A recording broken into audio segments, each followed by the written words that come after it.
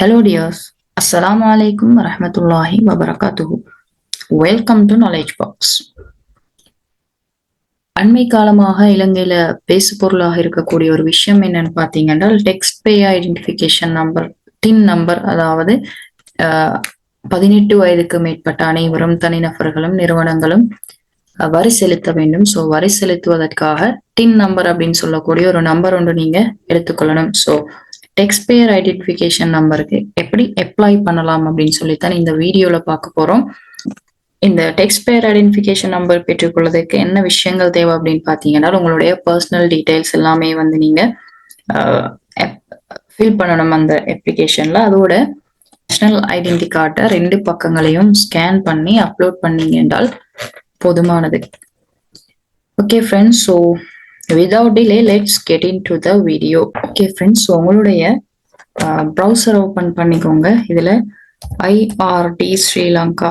Okay friends, so IRD Sri Lanka அப்படின்னு சொல்லி type பண்ணதும் வரக்கூடிய இந்த சர்ச் ரிசல்ட்ஸ்ல ஹோம் இன்லேண்ட் ரெவென்யூ டிபார்ட்மெண்ட் அப்படின்னு சொல்லக்கூடிய லிங்கை கிளிக் பண்ணிக்கோங்க. ஸோ இதுல பாத்தீங்கன்னா ஸ்ரீலங்கா இன்லேண்ட் ரெவென்யூ டிபார்ட்மெண்ட்டோட வெப்சைட்க்கு வந்துடலாம். ஸோ இதுல மேல் மூலையில பாத்தீங்கன்னு சொன்னாலும் உங்களுக்கு தேவையான லாங்குவேஜ் செலக்ட் பண்ணலாம். சிங்கள, தமிழ், இங்கிலீஷ் அப்படின்னு சொல்லி இருக்குது.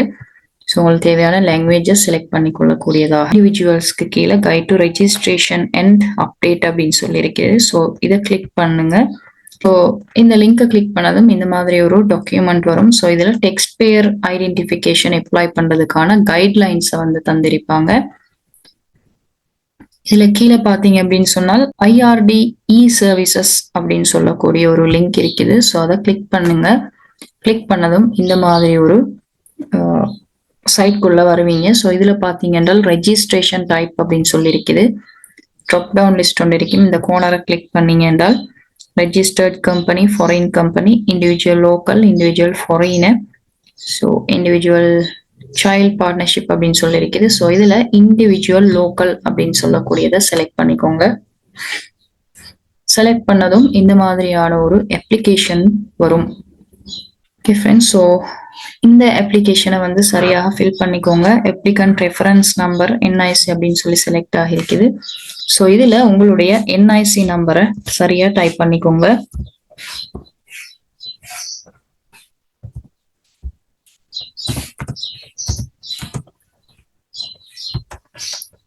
முதலாவது நீங்க என்ஐசி நம்பர் டைப் பண்ணதும் அடுத்தது பாத்தீங்கன்னா full name of the applicant English, Sinhala, Tamil அப்படின்னு சொல்லி இருக்குது. ஸோ இதுல ஒரு மொழியில நீங்க ஃபில் பண்ணி கொண்டால் போதுமானது. ஸோ இதுல நீங்க உங்களுடைய ஃபுல் நேமை டைப் பண்ணிக்கோங்க.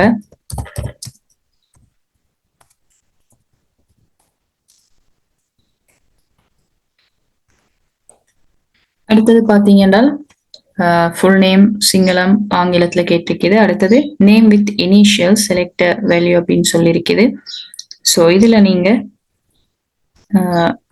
உங்களுக்கு தேவையான ஒரு வேல்யூவை செலக்ட் பண்ணிக்கோங்க. செலக்ட் பண்ணதும் உங்களுடைய இனிஷியலோட நேம்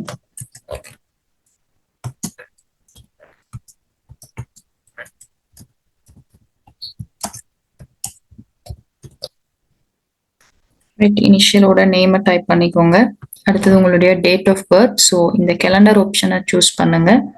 கேலண்டர் ஆப்ஷன் சூஸ் பண்ணதும் உங்களுடைய டேட் ஆஃப் பர்த்தை வந்து நீங்க செலக்ட் பண்ணலாம். இந்த கோனர்ல வந்து உங்களுக்கு இயரை செலக்ட் பண்ணலாம்.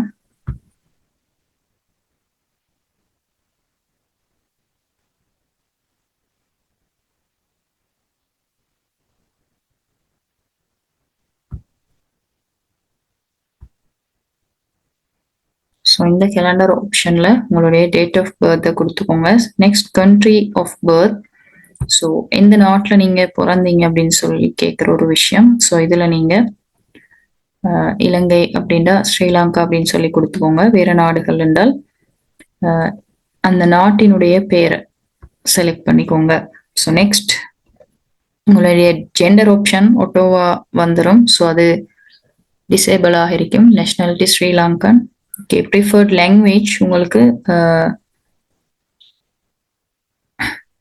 உங்களுடைய லாங்குவேஜை செலக்ட் பண்ணிக்கோங்க.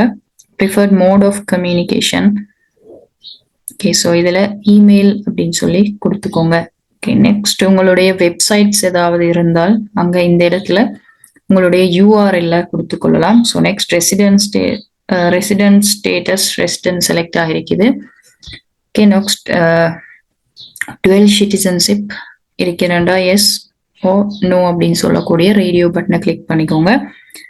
நெக்ஸ்ட் பார்த்தீங்க என்றால் டுவெல் சிட்டிசன்ஷிப் நீங்க எஸ் அப்படின்னு சொல்லி கொடுத்தீங்க என்றால் டுவெல் சிட்டிசன்ஷிப் கண்ட்ரி அப்படின்னு சொல்றது வந்து எனேபிள் ஆகிருக்கும். ஸோ அதுக்கு நீங்க என்ன கண்ட்ரி அப்படின்னு சொல்றத செலக்ட் பண்ணிக்கோங்க. டுவெல் சிட்டிசன்ஷிப் இல்ல அப்படின்னு சொன்னால் நோ அப்படின்னு சொல்லக்கூடிய ஆப்ஷனை சூஸ் பண்ணிக்கோங்க. ஸோ நெக்ஸ்ட் பார்த்தீங்கன்னா source of income, business, employment, investment, others அப்படின்னு சொல்லி இருக்குது. ஸோ இதுல உங்களுடைய சோர்ஸ் ஆஃப் இன்கம் வருமானம் பெற்றுக்கொள்ற மூலங்கள் எது அப்படின்னு சொல்லி கேக்குது. ஸோ அதை செலக்ட் பண்ணிக்கோங்க. ஓகே, அடுத்தது அதர்ஸ் இதுல இல்லாத பிசினஸ், எம்ப்ளாய்மெண்ட், இன்வெஸ்ட்மெண்ட் அப்படி எதுவும் இல்லை அப்படின்னு சொன்னால் நீங்க அதர்ஸ் அப்படின்னு சொல்ற செக் பாக்ஸை டிக் பண்ணிக்கொள்ளலாம். ஸோ அதர்ஸ் அப்படின்னு சொல்றத டிக் பண்ணீங்க அப்படின்னு சொன்னால் கீழே இஃப் அதர்ஸ் ப்ளீஸ் ஸ்பெசிஃபை அப்படின்னு சொல்லக்கூடிய ஒரு ஆப்ஷன் வந்து எனேபிள் ஆகும். ஸோ இதுல நீங்க ஃபார்மர், லேபரர் அப்படின்னு சொல்லி உங்களுடைய ஆப்ஷனை கொடுத்து கொள்ளக்கூடியதாக இருக்கும். ரைட். ஸோ நெக்ஸ்ட் பாத்தீங்க அப்படின்னு சொன்னால் ப்ரொஃபஷன் அப்படின்னு சொல்லி இருக்குது. ஸோ இதுல பாத்தீங்கன்னா அக்கௌண்டன்ட், ஆர்கிடெக்ட் அப்படின்னு சொல்லி ஒரு அளவு தந்திருக்கிறாங்க. ஸோ இதுல இல்லாத ஆப்ஷன்ஸ் ஏதாவது இருந்தால் நாட் அப்ளிகபிள் அப்படின்னு சொல்லி கொடுத்துட்டு இஃப் அதர்ஸ் ஸ்பெசிஃபை அப்படின்னு சொல்லி இருக்குது. அடுத்தது பாத்தீங்கன்னா நியரஸ்ட் ரீஜனல் ஆஃபீஸ் அப்படின்னு சொல்லி இருக்குது. ஸோ உங்களுக்கு பக்கத்துல இருக்கிற ரீஜனல் ஆஃபீஸ் நேமை கொடுத்துக்கோங்க. இன்லேண்ட் ரெவன்யூ டிபார்ட்மெண்ட்டோட ரீஜனல் ஆஃபீஸ் நம்பர். ஸோ உங்களுக்கு நியரஸ்ட் பக்கத்துல இருக்கக்கூடிய பிராந்திய அலுவலகத்தினுடைய பெயரை கொடுத்துக் கொள்ளலாம். ஸோ நெக்ஸ்ட் பாத்தீங்க அப்படின்னு சொன்னால் நெக்ஸ்ட் செக்ஷன் பெர்மனன்ட் அட்ரஸ் அப்படின்னு சொல்லி கேக்குது. ஓகே, ஸோ இதுல உங்களுடைய அட்ரஸ் 3 மொழிகள்லையும் டைப் பண்ண வேண்டி இருக்குது. ஸோ இதுல ஒரு மொழியில் டைப் பண்ணால் போதுமானது. premises number English, unit number English அப்படின்னு சொல்லி இருக்குது. ஸோ உங்களுடைய வீட்டுக்கு இலக்கங்கள் இருந்தால் இந்த ஏரியால வந்து கொடுத்துக்கோங்க. நெக்ஸ்ட்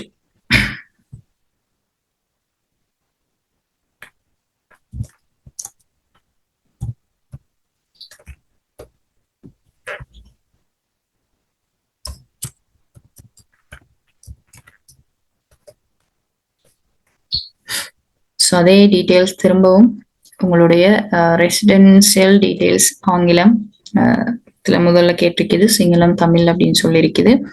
ஸோ அடுத்தது பார்த்தீங்கன்னா போஸ்டல் கோட். போஸ்டல் கோட் பார்த்தீங்கன்னா ஒவ்வொரு ஏரியாவுக்கும் ஒவ்வொரு போஸ்டல் கோட் இருக்கும். ஸோ இது உங்களுக்கு தெரியல அப்படின்னு சொன்னால் உங்களுடைய ஏரியா, உங்களுடைய பகுதியை வந்து கூகுள்ல நீங்க டைப் பண்ணீங்க அப்படின்னு சொன்னால் போஸ்டல் கோட்டை சர்ச் பண்ணி கொள்ளக்கூடியதாக இருக்கும். ஸோ உங்களுடைய போஸ்டல் கோட்டை இந்த ஏரியால டைப் பண்ணிக்கோங்க.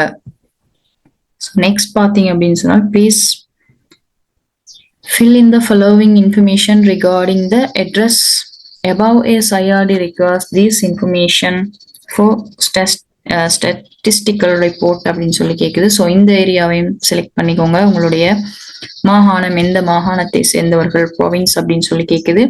ஸோ அந்த ப்ரொவின்ஸ்குள்ள நீங்க இந்த டிஸ்ட்ரிக்டுக்குரிய நபர் அப்படின்னு சொல்லி கேட்குறாங்க. So next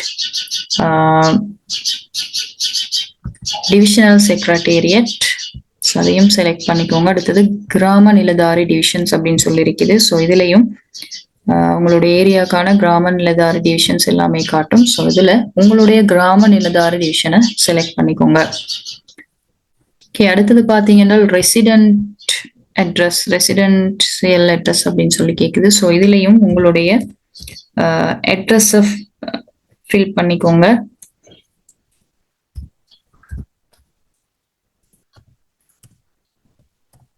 address line numbers இந்த ஏரியால கொடுத்துக்கோங்க. அட்ரஸ் லைன் 1ல முதலாவது லைன்,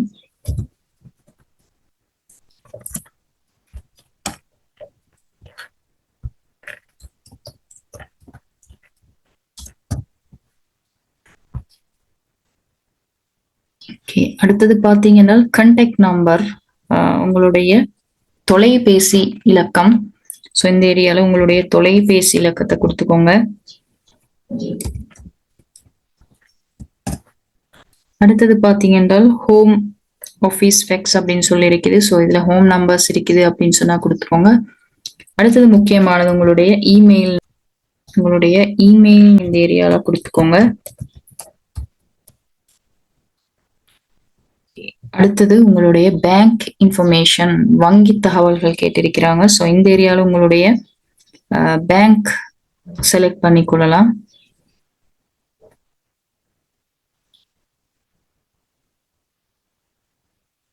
ஓகே, தென் இந்த ஏரியால உங்களுடைய அக்கவுண்ட் நம்பரை வந்து நீங்க என்டர் பண்ணணும். வழங்கினதன் பின்னர் உங்களுடைய ஃபேமிலி இன்ஃபர்மேஷன் கொடுக்கணும். சிவில் ஸ்டேட்டஸ் சிங்கிள் ஓ மெரிட் அப்படின்னு சொல்லி கொடுக்கணும்.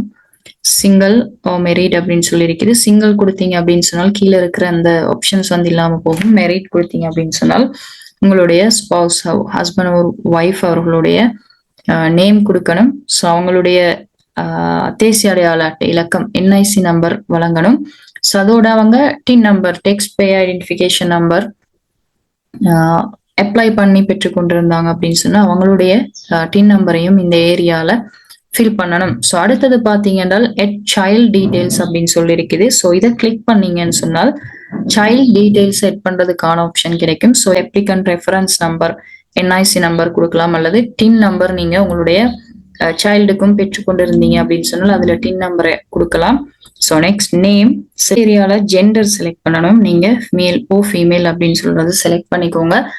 நெக்ஸ்ட் பாத்தீங்கன்னா next option date of birth கேட்டிருக்கிறாங்க. ஸோ இந்த இடத்துல உங்களுடைய டேட் ஆஃப் பர்த், உங்களுடைய குழந்தையுடைய டேட் ஆஃப் பர்த் இந்த கேலண்டர் ஆப்ஷனை கிளிக் பண்றதன் மூலமாக ஃபில் பண்ணிக்கொள்ள இயலும். ஸோ இது பாத்தீங்கன்னு சொன்னால் மெரிட் அப்படின்னு சொல்லக்கூடிய ஆப்ஷனை சூஸ் பண்ணீங்க அப்படின்னு சொன்னால் சைல்டு அப்படின்னு சொல்லக்கூடிய ஆப்ஷனை கிளிக் பண்ணதும் இந்த மாதிரி ஒரு டயலாக் பாக்ஸ் வரும்.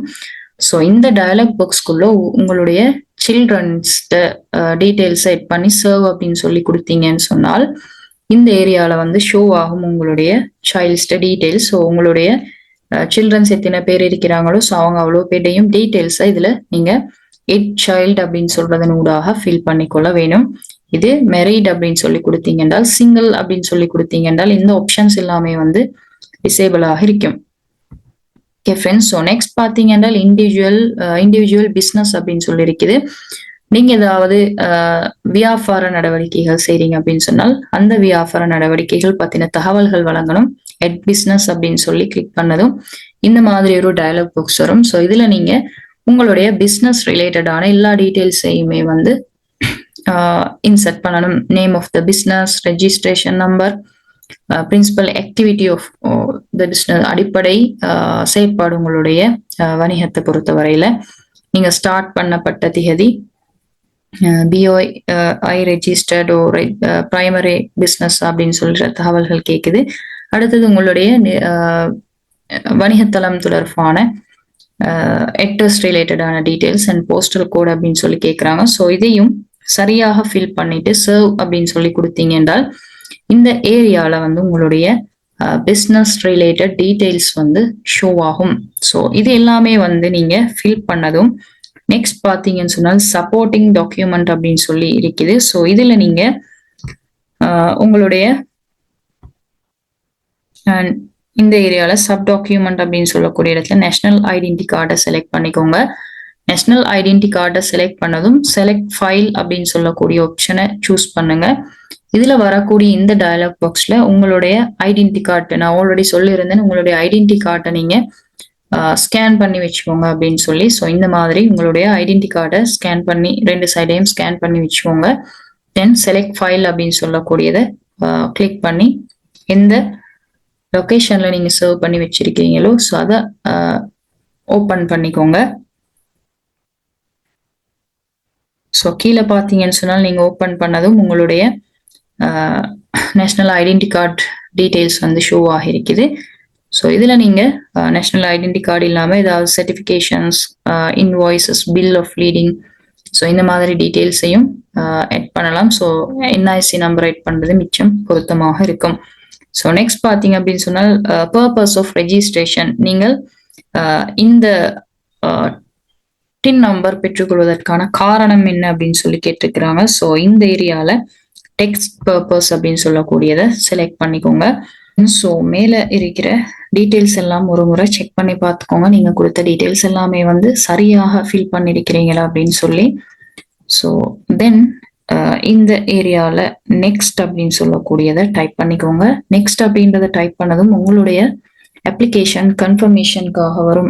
இந்த நீங்க வழங்கின டீட்டெயில்ஸ் எல்லாமே வந்து சரியா இருக்குதா இல்லையான்றத ஒரு முறை செக் பண்ணி டீட்டெயில்ஸ் எல்லாமே சரியாக இருக்குதா அப்படின்னு சொல்லி செக் பண்ணதும் கீழே பார்த்தீங்க அப்படின்னு சொன்னால் டிக்ளரேஷன் அப்படின்னு சொல்லக்கூடிய ஒரு பார்ட் இருக்குது.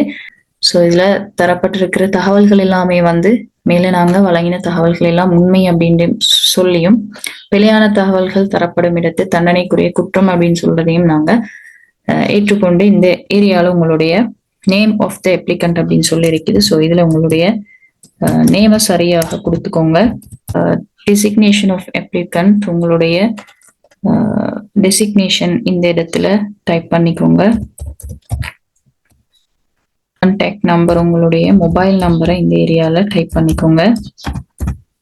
கீழே பார்த்தீங்க அப்படின்னு சொன்னால் என்டர் த டெக்ஸ்ட் ஷோன் லெஃப்ட் அப்படின்னு சொல்லி இருக்குது. இந்த பக்கத்துல தரப்பட்டிருக்கிற அந்த டெக்ஸ்ட்டை வந்து சரியாக அதே மாதிரி டைப் பண்ணிக்கோங்க. உங்களால வழங்கப்பட்ட தகவல்கள் எல்லாம் சரி அப்படின்னு சொல்லி டிக்ளரேஷன் பண்ணியிருக்கிறோம். ஸோ தென் சப்மிட் அப்படின்னு சொல்லக்கூடிய ஆப்ஷனை கொடுங்க. ஸோ இது நீங்க சப்மிட் பண்ணதும் இந்த மாதிரி ஒரு அக்னாலேஜ்மெண்ட் பேஜ்குள்ள வருவீங்க. ஸோ இது பார்த்தீங்க அப்படின்னு சொன்னால் உங்களுடைய நீங்க டெக்ஸ்ட் பே ரெஜிஸ்ட்ரேஷன் நம்பர், உங்களுடைய ஐடென்டி கார்டு நேம் வரும். டிக்ளரேஷன் பார்ட்ல நீங்க கொடுத்த டீடைல்ஸ் எல்லாமே வரும். ஸோ கீழே பார்த்தீங்க அப்படின்னு சொன்னால் சக்சஸ்ஃபுல் டிரான்ஸ்மிஷன் அப்படின்னு சொல்லி உங்களுக்கான ஒரு அக்னாலேஜ்மெண்ட் நம்பர் தரும். அண்ட் கீழே ஒரு டேட் கீழே அதோட வந்திருக்கும். கீழே பார்த்தீங்க அப்படின்னு சொன்னால் நீங்க உங்களுடைய டின் நம்பர் பெற்றுக்கொள்வதற்கான அப்ளிகேஷன் சக்சஸ்ஃபுல்லாக சப்மிட் பண்ணிருக்கிறீங்க அப்படின்னு சொல்லி ஒரு ஆப்ஷன் காட்டுது. அதுக்கு கீழே பார்த்தீங்க அப்படின்னு சொன்னால் notification will be mailed to you within 5 working days. அதாவது உங்களுடைய டெக்ஸ்ட் பேயர் ஐடென்டிஃபிகேஷன் நம்பர், உங்களுடைய டீடைல்ஸ் எல்லாமே வந்து செக் பண்ணப்பட்டதும் டெக்ஸ்ட் பேயர் ஐடென்டிஃபிகேஷன் நம்பர் உங்களுக்கு 5 வேலை நாட்களுக்குள்ள வழங்கப்படும் அப்படின்னு சொல்லியிருக்கிறாங்க. ஸோ இந்த அக்னாலேஜ்மெண்ட் நம்பரையும் ஃபர்தர் யூஸ்க்காக நோட் பண்ணி வச்சுக்கோங்க. ஓகே ஃப்ரெண்ட்ஸ், ஸோ இந்த வீடியோ மூலமாக உங்களுக்கு டெக்ஸ்ட் பேயர் ஐடென்டிஃபிகேஷன் நம்பருக்கு எப்படி சரியான முறையில விண்ணப்பிக்கலாம் அப்படின்னு சொல்லி தெளிவாக விளங்கி இருக்கும் அப்படின்னு சொல்லி நினைக்கிறேன். தேங்க்யூ ஃபார் வாட்சிங்.